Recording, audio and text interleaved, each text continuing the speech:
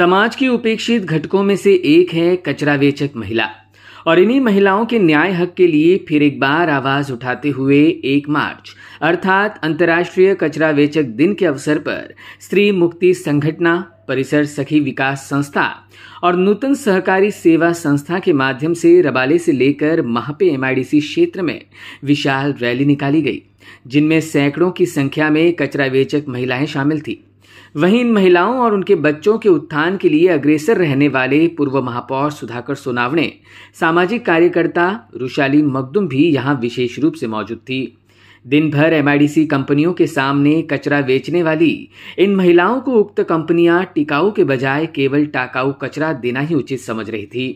परिणाम स्वरूप यह महिलाएं ना तो अपना गुजारा कर पा रही थी और ना ही कंपनियों से निकलने वाले कचरे का सेग्रीगेशन हो पा रहा था।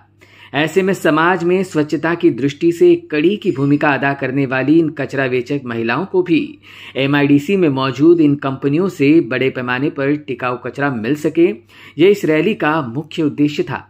इस दौरान पूर्व महापौर सुधाकर सोनावणे के नेतृत्व में मातोश्री अनुसैया चैरिटेबल ट्रस्ट द्वारा अंतर्राष्ट्रीय महिला दिवस के अवसर पर विविध संस्थाओं से जुड़ी महिलाएं और साथ ही कचरा वेचक महिलाओं को साड़ियां वितरित कर उनका विशेष सम्मान भी किया गया।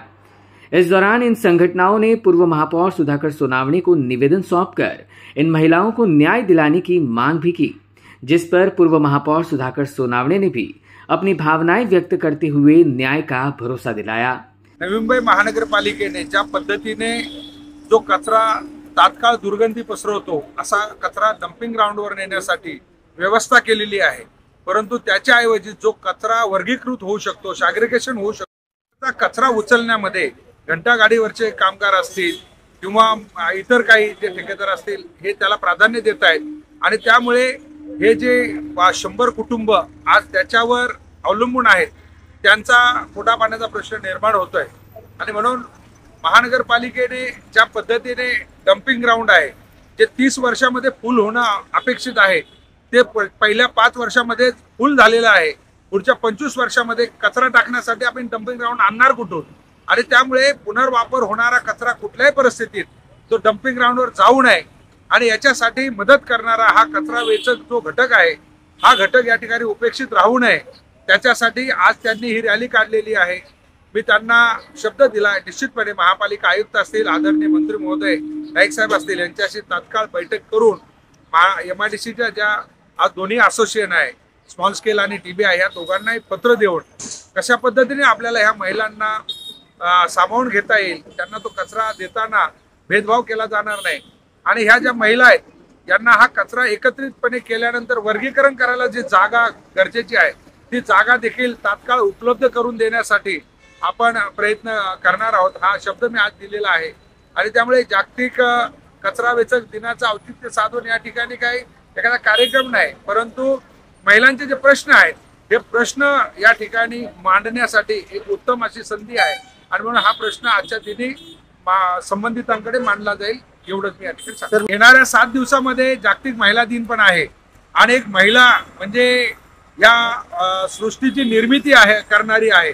महिला आई आहे, बहीण आहे, बायको आहे, मुलगी आहे, ह्या संपूर्ण विश्वाला जन्म देणारी आहे, जननी आहे आणि त्यामुळे एक अशा याच्यामध्ये एकत्रित ह्या महिला आल्या आणि एक भाऊ म्हणून त्यांना आपल्याला काहीतरी देणं गरजेचं आहे। म्हणून मी आज उपस्थित झालेल्या सगळ्या महिलांना साडी दिलेली आहे, ती भाऊबीज म्हणून त्या ठिकाणी दिलेली, त्याचा त्यांनी स्वीकार केलेला आहे। वहीं रुशाली मखदूम ने भी इस दौरान अपनी भावनाएं व्यक्त की।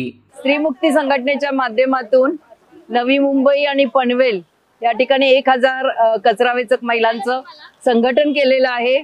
परिसर सखी विकास संस्था अशी त्यांची फेडरेशन बांधलेली आहे। या महिलांचे बचत गट केलेत। या सर्व विभागामध्ये झोपडपट्टीमध्ये या महिलांच्या मुलांसाठी अभ्यास वर्ग चालू केलेले आहेत।